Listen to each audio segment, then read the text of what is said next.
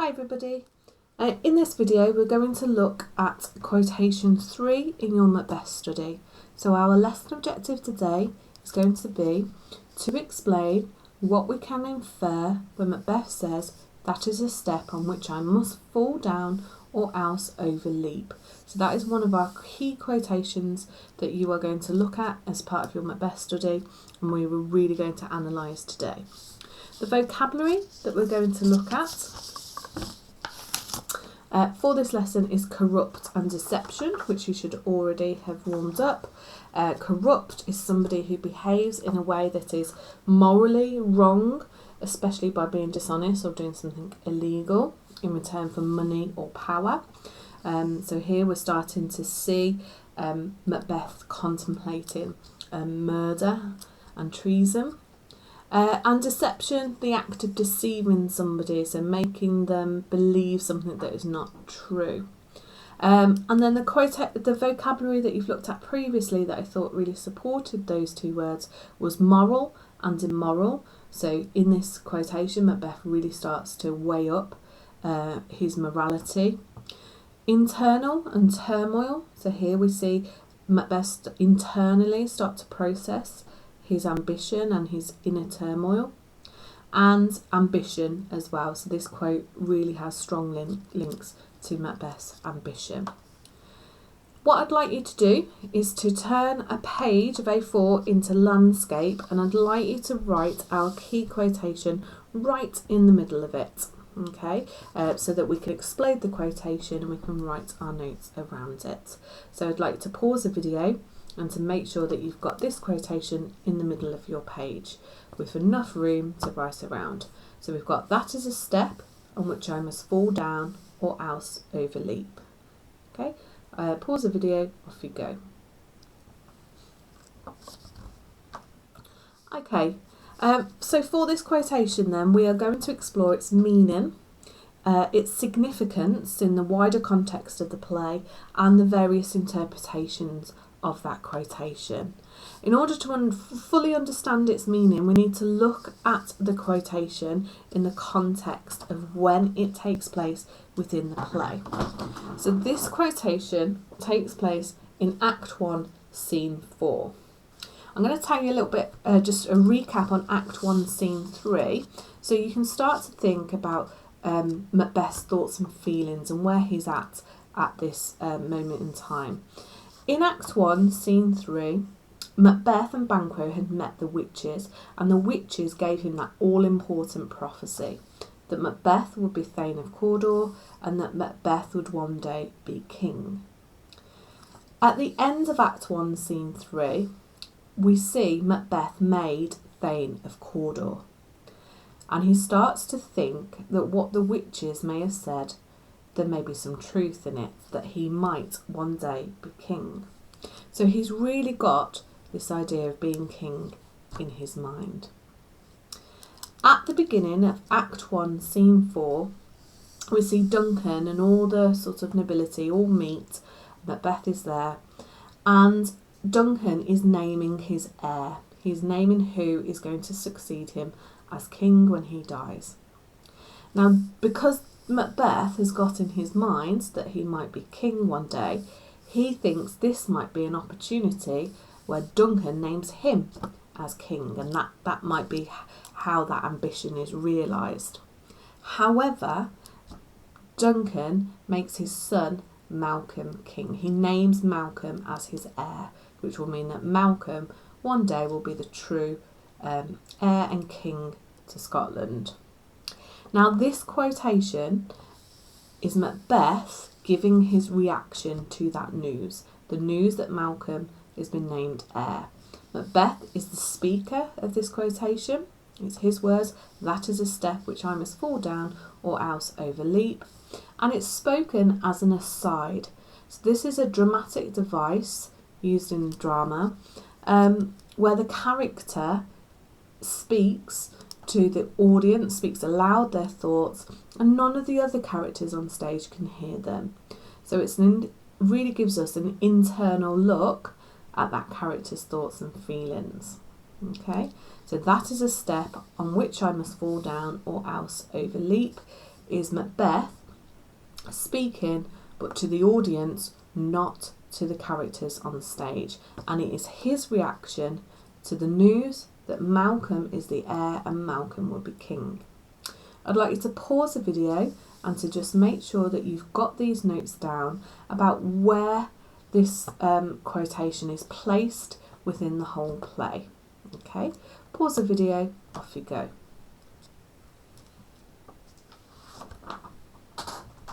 Okay, there are 4 key ideas that we're going to pull out from this quotation. The first one, if you've got a highlighter, you can highlight or you can underline. The first idea that we're going to look at is this idea of a step, okay, and what that means. We're then going to look at the pronoun I must. We're going to look at the word fall, and we're going to look at the word overleap. Okay, the verbs fall and overleap. So, first of all, we're going to take this idea of a step. This is the first quotation that we're going to look at. And I want you to think,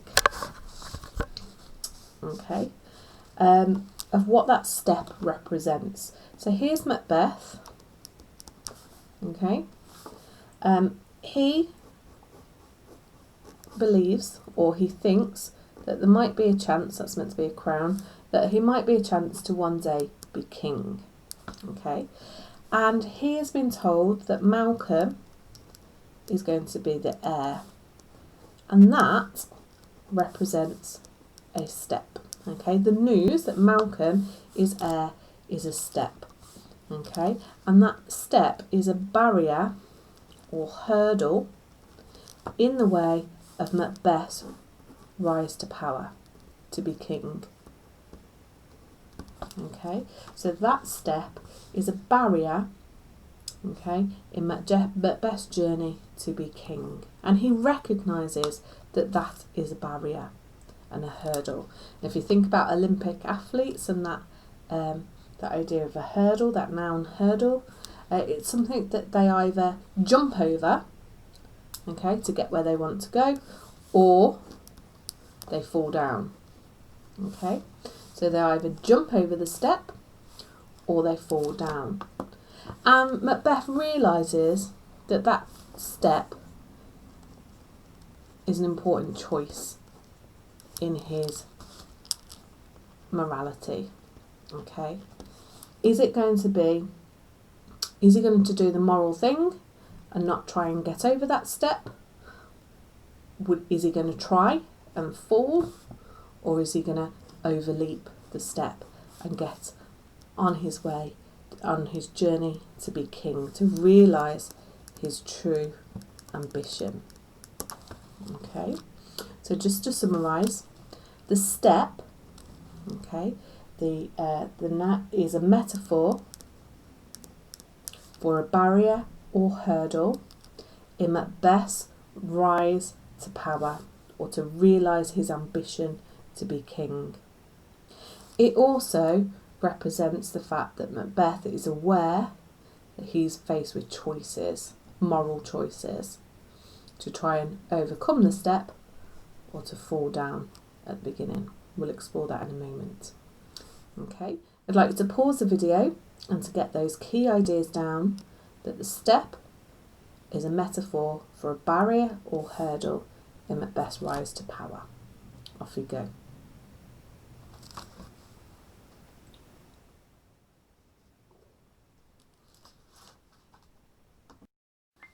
We're going to move on to our second idea, which is exploring the pronoun I. Okay, so we've got the pronoun here of I, and it's I must. And for me, this really reflects Macbeth's self-awareness. Okay, he is aware that he has choices. Okay, he knows that it is down to him and his own personal choices, and whether he is going to make a moral decision or an immoral decision. but it is down to him. Okay, and it represents his free will,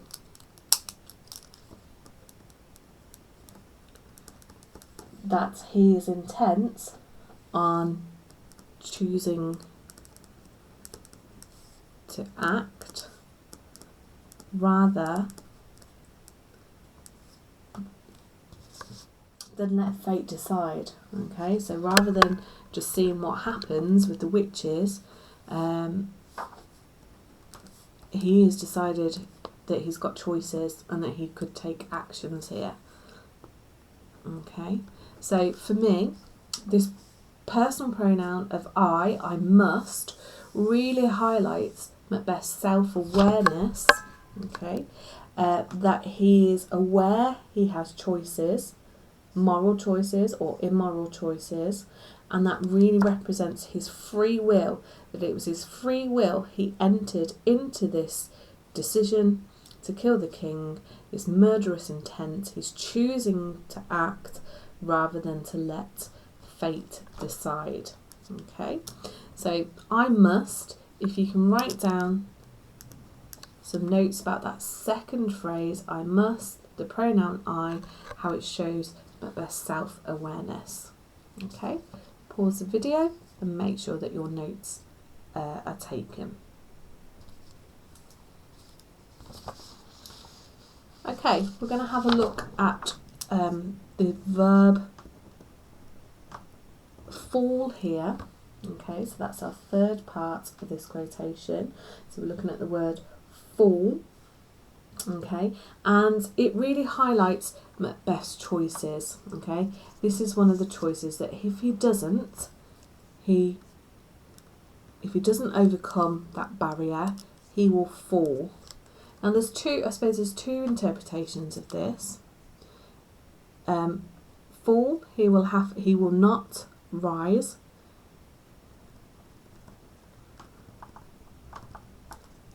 Okay, so if you're thinking in Jacobean's thought in terms of a scale with the king at the top, okay, the closest to God you were, the better. So at the very top is the more sort of power that you have, and the king was at the top there. So this idea that if he's fallen, he's at the bottom of the scale, he will not rise to power and greatness. Okay, so he will not be at the top, he will not rise to power and greatness. I suppose he will have to fall on bended knee. If you're talking, he will have to serve Malcolm as his king, so he will have to fall on bended knee. You've got that idea as well. It also shows, again, that he is aware of the consequences of his choices.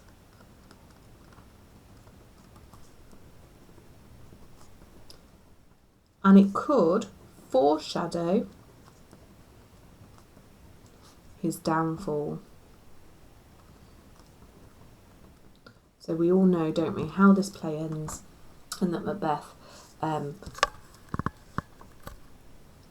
is a traitor and receives a traitor death at the end. So this could foreshadow his actual downfall. It could be a metaphor. Okay, so it could be a metaphor for Lucifer. So in Christianity, Lucifer, who represents the devil, actually began as an angel. Okay, and he fell from heaven and descended into hell. So it could be a metaphor. You could, if you were confident, explore the idea that this is a metaphor for Lucifer and his fall from heaven into hell. Okay, so I'd like to pause the video, and to take notes on this idea that the verb fall shows that he recognises this step might prevent him from rising to power. He could also show that he is aware of the consequences of his choices, that if he does try to overcome that barrier, he could fall from grace like Lucifer fell from heaven. Or it could even foreshadow his downfall at the end of the play for making those wrong decisions and trying to overleap that barrier. Okay, pause the video and make sure that you have got those notes and annotations written down on your sheet. Go.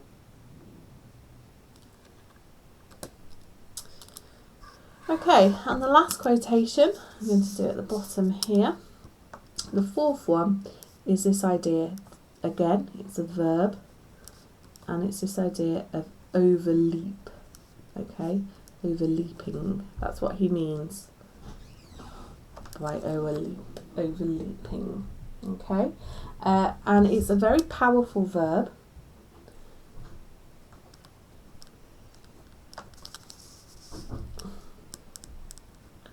Okay, if you think about the step, that's meant to be a crown. If you think about that step, Macbeth realises if he tries to jump over it. Okay, so to overleap means to jump over or overtake. Okay, and it's a really nice link to the quotation, another key quotation when looking at Macbeth, about vaulting ambition. So he's really talking here again about his ambition. So he knows that that barrier is a step on which he might fall down or he might overleap. He might decide try and jump over, overtake. Okay. It's also a nice, you could also talk about this quotation in the idea too, Jacobean social norms. And the Jacobeans believed, but my steps here, or my ladder if you like, that everybody had their place, God at the top, then the king, then the lords, and then eventually going down and down to peasants, etc. So everybody had their place. Now we could say that this overleaping, this overtaking, is a metaphor for Macbeth overreaching, overtaking those social norms. He's not sticking to his normal place in society, okay, in the chain of being. He's overreaching, okay, and that might be why he has such a stark downfall. Okay, pause the video and make sure that you have got those notes written down. So that fourth one, we've got the verb overleaping. It's a powerful verb. It's the action of jumping over or overtaking something. It's a nice link to vaulting ambition that Macbeth talks about, and this idea that his ambition is taking over. And also we could link it to Jacobean social norms, and that this is a metaphor for Macbeth overreaching his place in society. Okay, pause the video and make sure that you've got those notes written down. So just to summarise then, to explain what we can infer when Macbeth says, this is a step on which I must fall down or else overleap. Our vocabulary, we've got this idea of corrupt. We really start to see Macbeth's corruption here, and the moral and immoral choices linked to his ambition. So just to summarise them, for this quotation, when Duncan announces Malcolm as his heir, we really see Macbeth's reaction to that news. He views that announcement as a hurdle, the step, in his path to becoming king. That quotation is an aside, and it really reveals how self-aware Macbeth is in the choices that are facing him, and he has a moral decision to make, whether he chooses that path of making the right moral choices or whether he makes an immoral choice. And it really represents Macbeth's free will here, that he's choosing to act rather than letting fate decide. We've also got that verb to fall, so it shows Macbeth's aware of the consequences of his actions and the difficulties that might lie ahead. But it really summarises his ambition there, because despite knowing he can fall, he still makes those decisions. He still makes the decisions to try and overleap in his quest to be king, in his ambition to rise to power and be king. It's almost as though he views maybe his journey as a staircase, okay, of barriers to overcome, and that staircase will lead him to that ambition of being king. Okay, so I hope you've got a really good set of notes. You're going to write this up now in an application task, an extended piece of writing task.